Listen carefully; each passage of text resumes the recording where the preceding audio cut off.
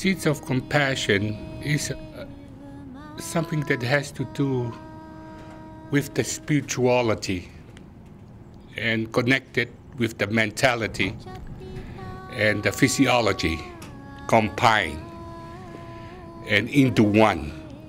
And the word is compassion. I think there is a yearning in Seattle, in Washington, and this country and in the world, a yearning for a better world, a better tomorrow. And I think this project is a beautiful spark that may light up this need to love and take care of each other and take care of the earth. Compassion, before I heard of the program, was for the most part a very passive thing. I always said that I would do it. I would get out there and be a more compassionate person, be more kind, be more thoughtful towards people. But it never really happened or played out the way that I had planned it in my head. And mainly it was because I really had no motive to do it, and no one was really motivating me, and I had no one to push me. Or like, I guess you could say I never had a catalyst that could just start this whole chain reaction. And I guess you could say Seeds of Compassion was the catalyst for me.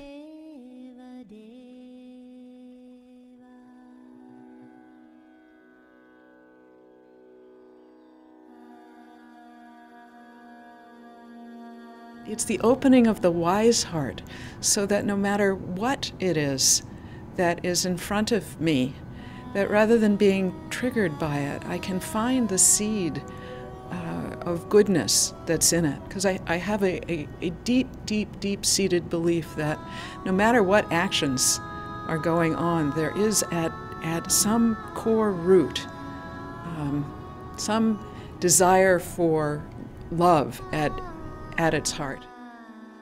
Compassion is a very important thing in society, like all around today, because it really helps people understand and have faith in everyone and know everyone else, and basically all become one big community and unite to become one big world. And if we have more compassion, then the world will be a much better place, so we can all have hope for the future.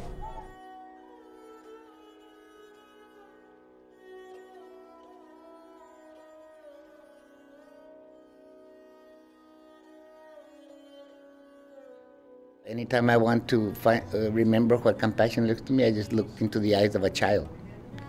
It tells you everything. Children are the best teachers. Para los niños trabajamos porque los niños son los que saben amar, porque los niños son la esperanza del mundo. José Martí, 1895. It is for the children that we work, for they are the ones that know how to love, you are the hope of the world. I believe the only hope that we have for the future is us coming together, and he speaks about how we should let go of our differences no matter what and come together, and I really believe in that. Like, that's basically the hope of us existing as humans.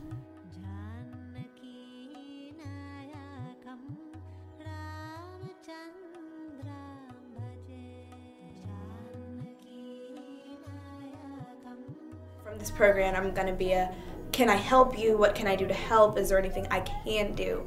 Is there anything that you'd like me to understand? Anything you'd like me to do? Be a little more giving, caring. I wish that we don't have war.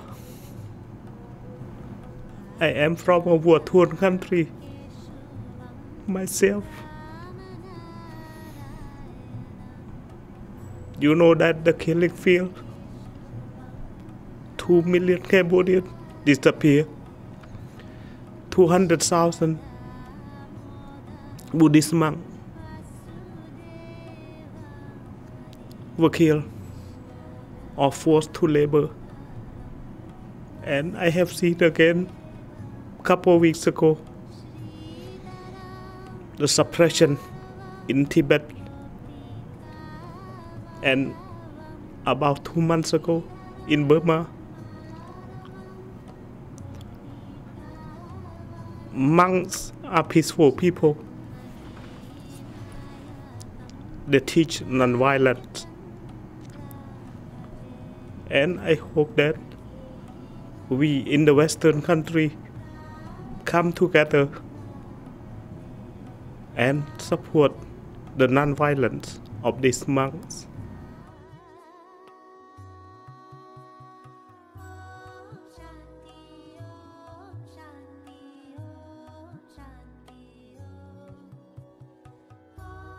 At times you might encounter people who might look at you funny and be like, yeah, where'd you come from? And like, do you speak English and stuff like that? But at the same time, compassion comes along and tells you that they might not be aware or they might not understand what I am. And so compassion tells me to be more kind and accept that I need to be open-minded to and like maybe educate them in a way.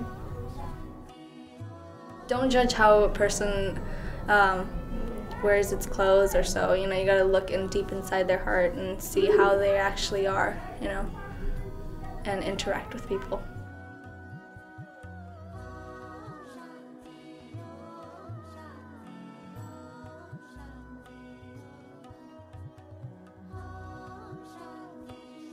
My wish is that each of us develops the capacity, and it's an ongoing development of our capacity to hear, see, and love ourselves and each other.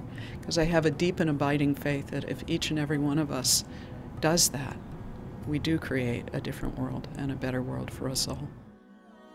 On a large scale for the community, I think that kind of selflessness will bring a kind of peace to the community that's not visible right now.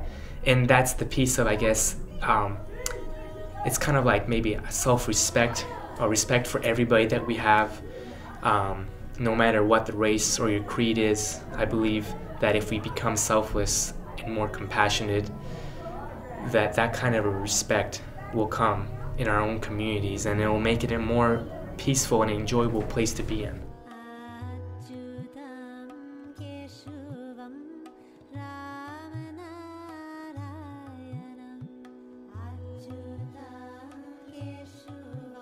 We understand that we are born with love and everything else is learned, and that if we go back to the seed that we were born with of love and compassion and a desire for harmony and peace and elegance and beauty, and focus on that and reject all the other lessons from media that are not inspiring, that are not beautiful, that are not elegant. We have to eliminate the question of aggression and hate and, you know, black, brown, red, and yellow over there and this and that and the other.